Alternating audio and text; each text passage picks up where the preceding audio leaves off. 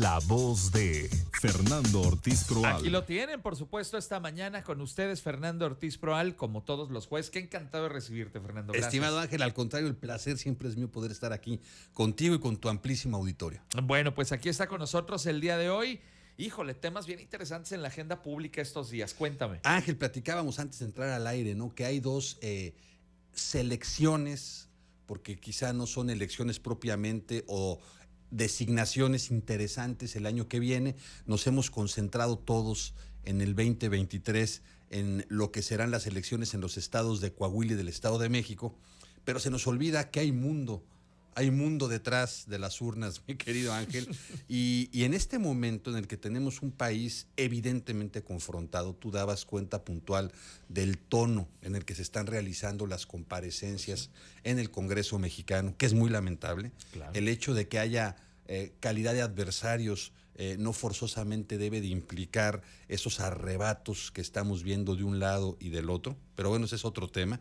Pero en un país polarizado, un país confrontado, un país en el que la visión de las instituciones desde los dos ángulos más visibles que tenemos son opuestas, nos hace pensar también hacia dónde queremos ir desde el punto de vista del andamiaje institucional que hemos construido en México, Ángel.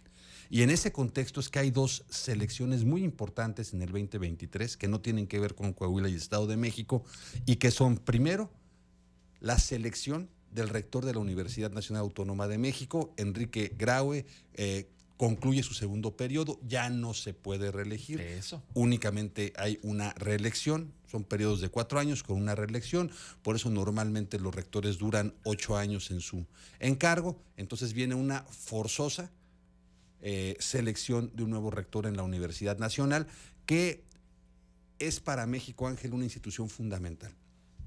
La UNAM no solo es el centro de estudios universitario y de investigación científica más importante del país, que lo es también un pilar del desarrollo social y democrático de México. La UNAM refleja en una buena medida el avance social que ha tenido este país. Cierto. Y lo que pasa en la universidad sí impacta, primero, en las demás universidades públicas del país y segundo, en el contexto nacional y a veces internacional también. El jefe nato, el representante legal, el que dirige a la universidad es el rector. No hay una elección propiamente, sino que la Junta de Gobierno, que es el órgano director de la universidad, en una terna que se va formando con directores de escuelas, facultades o centros de investigación, va a seleccionar a quien considere más apto para ejercer la rectoría. Hoy está politizada la universidad, mucho, hoy sí. vemos movimientos que se antojan provocados en este contexto de lo que viene el próximo año en la elección del rector. Vemos a la 4T con sus candidatos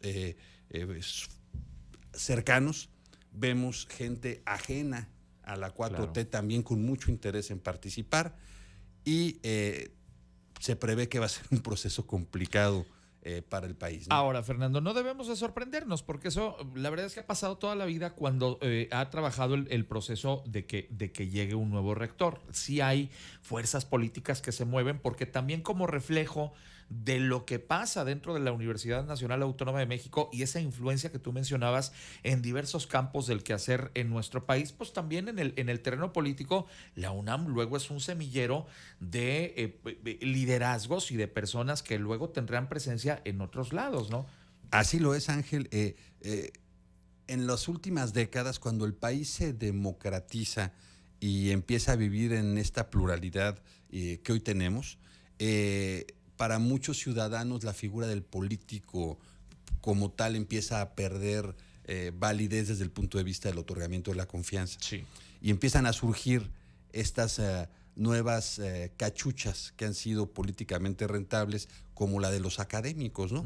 Y tenemos casos, como tú bien señalas, muy concretos de la Universidad Nacional, como Jorge Carpizo, que fue rector y fue secretario de Gobernación. ¿Cierto? Juan Ramón de la Fuente, Juan Ramón, ahí está hoy que en Nueva York. sigue activo.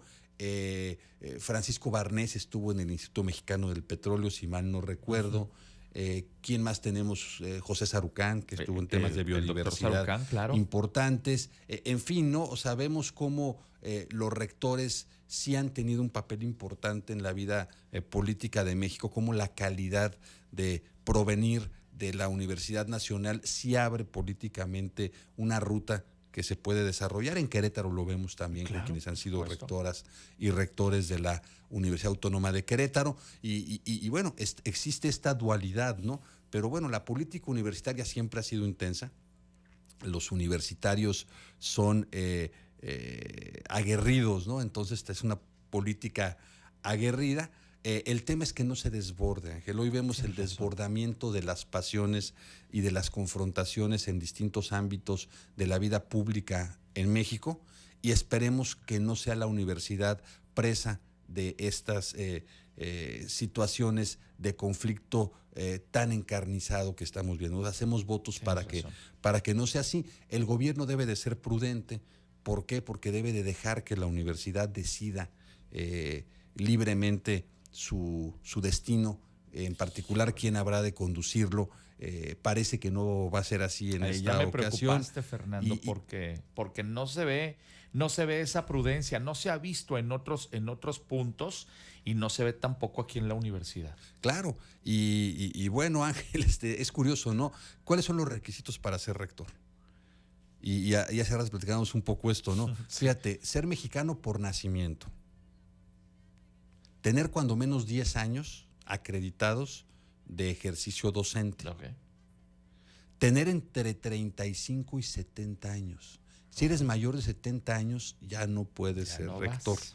Que es un tema interesante que ahora platicábamos hoy, que están resurgiendo muchos cartuchos quemados. O aparentes cartuchos aparentes quemados, cartuchos quemados, y que tenemos funcionarios federales que exceden por mucho los 70 años. Sería interesante indagar cuando se establecieron estos requisitos, cuál fue el criterio para los 70 para años. establecer, ¿no? ese límite de edad, ¿no? Exactamente. Y ser honorable y prudente.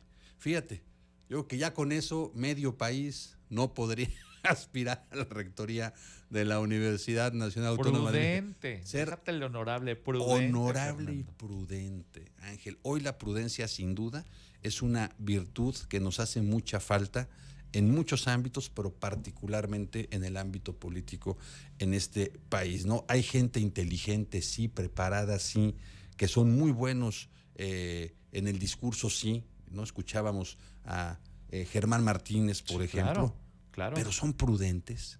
Es que ese es el ¿Quién punto, sabe, ¿no? no? ¿Quién Porque sabe? a lo mejor mucho de lo que se dijo el día de ayer se queda más obviamente en me refiero a lo que se dijo el día de ayer en la Cámara de Senadores, se queda más en la estridencia, pero no en el análisis de lo que en realidad se dijo ahí y justamente el cuestionamiento, en este caso a las Fuerzas Armadas. Creo yo, toda la vida lo he defendido en los diferentes encargos que he tenido. Siempre les he dicho a mis equipos de trabajo y sobre todo cuando estamos enfrente de un micrófono, todo se puede decir en la radio, pero hay maneras de decirlo. Igual también en la política, creo que todo se puede decir, pero hay maneras y hay palabras que se pueden utilizar y otras no, porque ya rompen la barrera de la falta de respeto, diría yo inclusive. En ¿no? la radio, en la política y en la vida, todo se puede decir con respeto. La otra institución donde también viene un cambio y que es fundamental es el Poder Judicial de la Federación, en particular su cabeza, que es la Suprema Corte de Justicia de la Nación. Deja la presidencia de la Corte Arturo Saldívar, una presidencia cuestionada, compleja. Es queretano Arturo Saldívar, es un hombre inteligente, me parece que ha sido un jurisconsulto en términos generales digno, pero muy controvertido en algunos temas en particular, sobre todo en los últimos años, y muy en concreto por la afinidad que ha acreditado hacia el gobierno, ¿no? Es importante un poder judicial autónomo, sí, mucho.